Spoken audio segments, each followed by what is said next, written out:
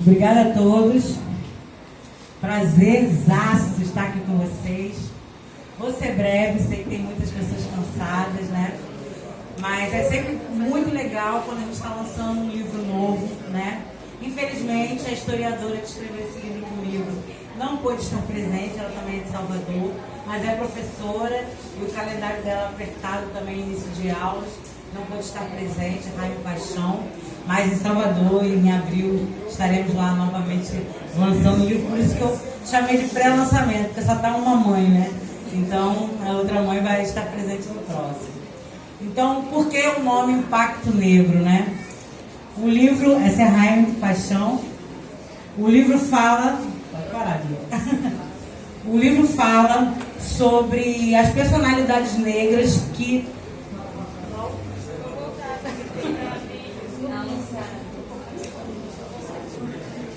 Obrigada. O livro fala sobre as personalidades negras que não estão nos livros didáticos, né? Foram negligenciadas, né? Pelos historiadores da época, pelos jornalistas, pelas pessoas que escreviam naquela época sobre quem realmente fazia no Brasil, ficando com apenas para os brancos, né? Serem ovacionados e terem as suas honras e homenagens em tudo que acontecia, né, no período da escravidão no Brasil. Pode passar. Nossa abordagem com esse livro, Impacto Negro, é realmente de impactar a aceitação do negro não como um pobre coitado apenas, né, como o escravo, tirar da visão, principalmente da criança negra, do adolescente, que está nas escolas, de que o negro também foi herói. Porque a primeira imagem que as pessoas têm é de que nós só fomos escravos. Por que vieram tantos negros e aceitaram ser escravos? Ninguém fez nada, todo mundo só apanhou. Não, muita gente lutou bravamente, muita gente morreu, muita gente foi à frente das batalhas. E essas pessoas foram esquecidas pelos historiadores. Por quê? Porque o negro, na época, eles não podiam ter noção do poder que eles tinham, eles não tinham nem noção da quantidade que eles eram, porque eles viviam aprisionados, isolados, sem comunicação com o restante do povo. Então, eles mesmos não tinham noção de quantos brancos tinham lá fora para capturá-los e quantos negros tinham lá fora para abraçar a causa com eles. Então, muita gente tem essa ideia de que o negro só sofreu e não lutou. Mas isso não é uma realidade. Nós, negros, tivemos grandes heróis no passado. Eu tenho muito orgulho da minha ancestralidade negra. E essa ancestralidade precisa ser reverenciada para que as crianças negras, os adolescentes, o povo negro tenha essa consciência de que nós também somos heróis, que nós também lutamos e que nós também fomos vencedores em muitas batalhas, né? Principalmente na luta pela abolição da escravatura, mas também pela independência, mas também por tantas outras revoltas que tiveram no Brasil, e nós estávamos presentes, mesmo que como heróis não citados nessas lutas. Eu coloquei aqui um exemplo, né? Que a maioria dos livros didáticos até 1980, 1990, nós só tínhamos a imagem, a única imagem que nós recebíamos era do negro escravizado. Nós não tínhamos a imagem do negro poderoso. E essa imagem que precisa ser mudada para que a autoestima do negro, principalmente das gerações futuras, tenham consciência desse empoderamento. Que nós temos o poder de fazer, nós temos o poder de chegar ao mesmo lugar que qualquer branco chega. Não somos melhores ou mais fortes, somos iguais. E essa igualdade é preciso ser demonstrada. Porque era muito fácil, né, você pegar um livro e todas as pessoas brancas do livro eram príncipes, eram maravilhosos, lindos, e o negro sempre acorrentado, amordaçado, né, com um aspecto triste, ou mostrando o negro como um povo feio, que isso era muito mostrado antigamente, né?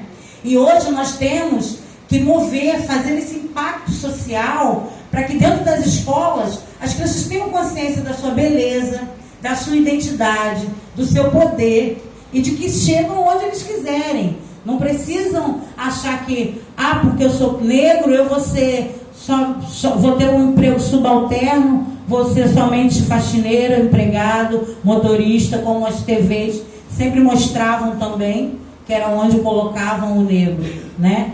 E hoje em dia existe essa necessidade de conscientização do poder, né? e da força, né? Que nós somos iguais e precisamos ter os mesmos lugares na sociedade. Não podemos ficar calados. Nós temos voz, e essa voz, a criança não pode se intimidar. Eu não vou falar porque eu sou negro, porque o negro... Não, precisa entender a nossa equiparação, a nossa igualdade. Pode passar. Então, aqui eu estou botando algumas pessoas que eu considero negros poderosos. João Jorge Rodrigues, apresentador desse livro, né, que é o presidente do Olodum, Morgan Freeman, né, que eu também sou muito fã.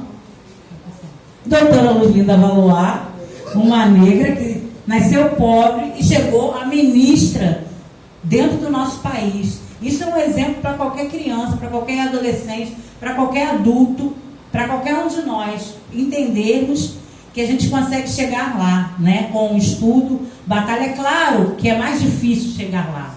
Por quê? Porque primeiro você tem que passar pelo abismo de ser negro. O abismo que nos jogaram. O abismo que a gente precisa primeiro vencer. Antes de ser qualquer coisa, você tem que ter consciência de que você é negro.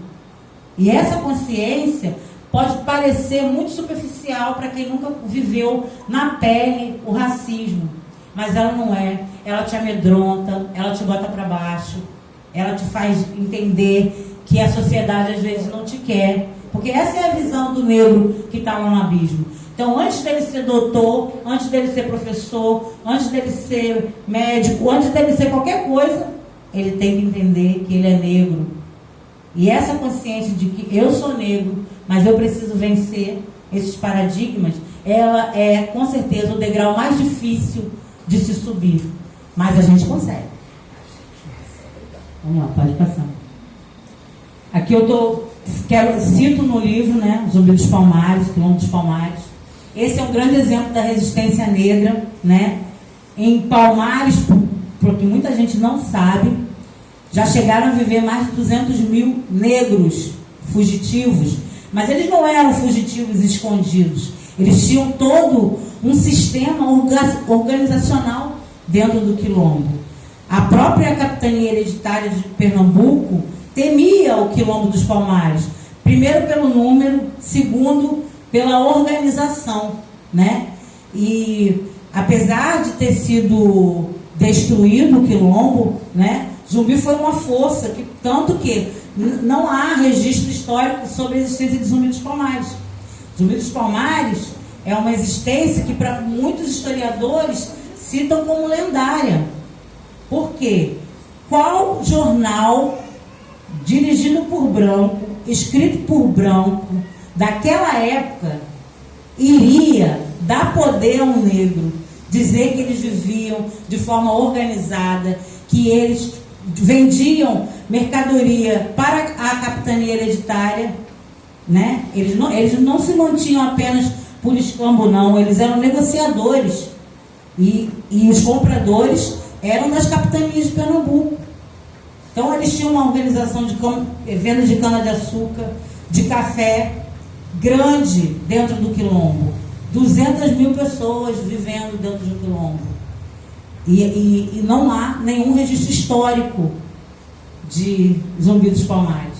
Por isso que quando ele foi escolhido como a personalidade da consciência negra, e muita gente, né, não entende, porque teve muitos outros guerreiros e outros homens negros poderosos que lutaram contra a escravidão no Brasil.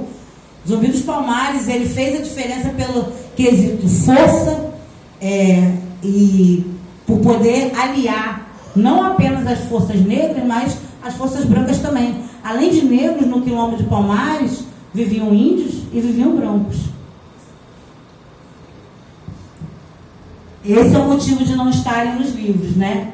A sociedade não queria dar poder a essas pessoas, né? Não queria levantar força para outros negros, porque imagina uma fazenda que era um capitão do mato, 300 escravos, 500 escravos, e se eles achassem que eles tinham poder, se eles achassem que eles podiam sair dali e eles podiam se revoltar contra todo aquele sistema. Então, num Brasil onde vieram exportados da África 5 milhões de negros, num período em que tinham muito menos portugueses do que negros no Brasil, então seria com certeza uma diferença gritante se houvesse essa consciência. Mas por que também não havia essa consciência? Muitos desses negros escravizados, eles eram capturados e viviam na África em situação de escravidão diferente da do Brasil. Eles na África eram capturados por brigas de território, por tribos inimigas, né? Porque muita gente sabe que o negro também traficou escravos. Claro que traficou, todo mundo sabe disso. Havia sim aqueles que ganhavam com isso, mas a captura deles não era para trabalho. A captura deles era por brigas de tribos. E eles não podiam ficar com aqueles negros lá, porque poderiam causar o quê? Invasão das outras tribos para buscar. Então, a necessidade deles era de exportá-los ou matá-los. E essa exportação, infelizmente, veio com muita atrocidade, não apenas para o Brasil, mas o Brasil foi o país que mais recebeu escravos durante o século XVIII. 16, 17, 18. Isso eu já falei, né, sobre essa imagem distorcida do negro ser feio e inferior, que vem ainda nos livros didáticos até o ano de 1990, ano 2000. Agora já começa a mudar, né, de não haver apenas essas imagens, né? A necessidade de equiparação temporal, que muita gente não compreende, não aceita as cotas, porque dizem, se somos iguais, se temos a mesma capacidade intelectual, então a cota não é necessária. Eu já fui uma dessas pessoas que não aceitava a cota. Inclusive, eu conheci o filho da doutora Luz Linda num debate na ONU sobre as cotas raciais. Ele a favor, eu contra. Por quê? Porque eu não vivi o racismo e eu não tinha maturidade para entender a necessidade das cotas. Eu era só uma intrometida lá que foi convidada para falar e fui me achando, porque eu não vivi o que essas pessoas que sofriam o racismo viviam. Eu sou neta de um jornalista premiado, eu estudei nas melhores escolas, eu não vivi, eu não morei em favela, não morei em nenhuma comunidade, eu não passei fome, eu nunca sofri racismo. Eu falava, não, mas eu sou negro e eu estou aqui. Eu estou aqui na ONU falando, tipo assim, a bam. Depois eu fui escrever sobre os grandes crimes, os grandes, qual é o nome do livro? Os maiores crimes de todos os tempos. Os maiores crimes de todos os tempos. Fui escrever um documentário com uma amiga minha que é delegada.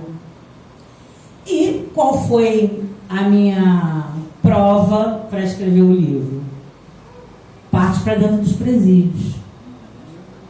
E foram dentro dos presídios que eu tive a consciência da necessidade dessa equiparação temporal. Quando nós, negros, saímos da escravidão, nós fomos jogados às ruas, sem nada, e sem direito a nada. Eu podia ser negra, alforriada, ter valores, mas eu não podia comprar uma casa. Meu filho não podia estudar. Então é muito fácil para o povo branco, que teve os avós, os bisavós, doutores, que naquela época você tinha dinheiro, você já era doutor, você não precisava nem fazer faculdade, fazia um aprendizado na Europa, voltava, já era médico. É muito fácil, né, você levar esse estigma à frente. Agora, você levar o estigma da escravidão é muito difícil, porque eu lembro que na minha fase de adolescência, né, entre todos os negros que eu conhecia, nenhum deles tinha avô com curso superior. Nenhum deles. Hoje em dia, a gente conta nos dedos dentro dessa sala. Quantas pessoas negras ou afrodescendentes dentro dessa sala tem um avô com curso superior? Nenhuma. Entendeu? Entenderam a necessidade das cotas? As cotas não são para medir a inteligência de ninguém, porque você apenas entra com as cotas. Ficar é outra coisa. Passar é outra coisa. Se tornar um doutor, um bacharel é outra coisa. Você apenas entra. E essa porta de entrada precisa sim estar escancarada para o negro. Porque nós já sofremos muito, nós tivemos. Os nossos degraus são muito maiores para chegar lá.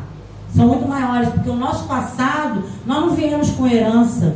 Quantas pessoas aqui, agora vamos falar para os brancos.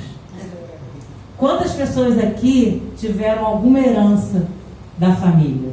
Uma casa, um pedaço de terra? Pode levantar. Vocês estão entendendo? Porque vocês, os avós, podiam ter. Os bisavós podiam ter. Meus bisavós não puderam ter. Minha bisavó foi escrava. Nasceu e logo em seguida teve a liberdade. Mas ela, tanto que o sobrenome da minha avó é Negreiros, porque veio em navio Negreiros, porque não tinha nem direito a usar o mesmo nome de batismo, né? Não existiu batismo na África, né? Mas o nome que eles usavam lá, aqui, tinham que ser cristianizados, a maioria, né? E então, o sobrenome da minha família, da minha avó, era Negreiros. Então, olha, o livro fala exatamente sobre isso, sobre a necessidade de mostrar o empoderamento, né? A identidade, a reflexão sobre esses heróis, né? E de que não foi uma luta, é uma luta desigual em relação ao livro didático, a ser apresentado, mas não é uma luta em vão. Então, cada vez que a gente entra numa sala de aula, que a gente fala para uma plateia atenta sobre o empoderamento, que ela compreende essa necessidade, essa semente está plantada, né? Então é isso aí, é mostrar para essa juventude que elas precisam ter foco no futuro, mas não podem de forma alguma esquecer o que aconteceu com a nossa ancestralidade, entendeu? Não pode se passar uma borracha no passado e dizer, isso aí já foi. Não, o negro vive o racismo todos os dias. Todos os dias ele vive. Eu já entrei em locais, né, em que a pergunta era sempre a mesma, né? Para onde você vai em países, né? Em países, para onde você vai, com quem você está, porque acham sempre que a mulher negra que está chegando no exterior está indo para se prostituir. Entendeu? Esse é mais um estigma. Por quê? Porque muitos dos negros também, né? Nós tivemos uma propaganda da Embratur na década de 80 sobre o turismo sexual no Brasil, e a maioria das imagens que mandavam lá para fora eram das negras passistas, né? As cariocas, sempre de biquíni, papapá, e as pessoas começaram a achar que era o paraíso sexual, né? E quando a gente viaja, qualquer lugar que você chega, eles passam um pente fino, entendeu? Para saber o que você está fazendo, quem é você para estar aí, né? Você trabalha, né? Porque se você não trabalhar, eles te mandam de volta, achando que você está indo para se prostituir. Então, é importante isso. Aqui são alguns guerreiros abolicionistas que são citados no livro, né? Teresa de Benguela, Zumbi, Dandara de Palmares, que era a esposa de Zumbi. Maria Quitéria, botaram a foto errada de Maria Quitéria, essa é a Luísa Marim. Maria Felipa, Francisco José do Nascimento, Dragão do Mar. Troca aí. Essa é Maria Quitéria, que é a nossa Joana d'Arc. Ela se vestia de homem para lutar pela independência do Brasil. Os grandes abolicionistas, André Rebouças, que era um grande engenheiro, né? Inclusive o túnel Rebouças, aqui no Rio de Janeiro, é batizado por esse nome, em homenagem ao André e ao irmão, que eram engenheiros. José do Patrocínio, grande abolicionista. Luiz Gama, um dos maiores abolicionistas. Era um Rábula. Rábula era um advogado que não tinha estudo, mas que podia defender. E ele libertou mais de 500 escravos. José do Patrocínio, campista. José... E era retratado como branco. José do Patrocínio é de Campos de Goitacazes. A Sol também vive em Campos. E realmente ele como Machado de Assis, eram retratados sempre como homens brancos, com os traços embranquecidos e olhos claros, o que não era verdade. Tá? Adelina Charuteira, que se filtrava nas universidades vendendo charuto e fazendo a divulgação dos levantes, né, contra a escravidão. E a Revolta dos Búzios, né, que é um dos momentos mais importantes para a nossa independência. E o que levou à revolta eram as condições que os soldados viviam. O branco ganhava mais do que o negro, e o negro sempre ia para frente do fronte de batalha. E foi a primeira revolta brasileira que teve apoio da sociedade, não apenas dos negros. Ela é um marco que é muito pouco falado nos livros, né? E a Revolta dos Búzios, o nome é esse porque eles usavam uma cordinha com búzio, que hoje a gente vê em feira de artesanato, e ela teve o apoio dos maçons, né, que eram alfaiates, sapateiros, que viviam em Salvador, e era um clã que era bem respeitado e hierárquico, e chegaram a juntar-se 90 revoltosos para a Revolta dos Búzios, sendo que o Luiz Gonzaga, esse que está mais à frente, ele era soldado e ele vivia reclamando, né, com o general sobre as condições do negro. E naquela época não tinha WhatsApp, Instagram, você mandava o quê? Uma carta escrita. E como ele era bom calígrafo, os bilhetes, os cartazes sobre o levante foram feitos por ele. E quando bateu na mão do general a revolta, já sabiam de quem era. Pela letra eles conheceram, o prenderam os 3 companheiros, e com medo de que os outros se entregassem, né, por conta da prisão deles, que era o que estavam fazendo, né, no caso, sendo torturados para que entregassem os outros, eles pediram, né, a execução deles, né, rapidamente, para que os outros também não fossem presos e não houvesse o que aconteceu com a Inconfidência Mineira, que é muito mais falado, né? A Inconfidência Mineira, que houve o capítulo da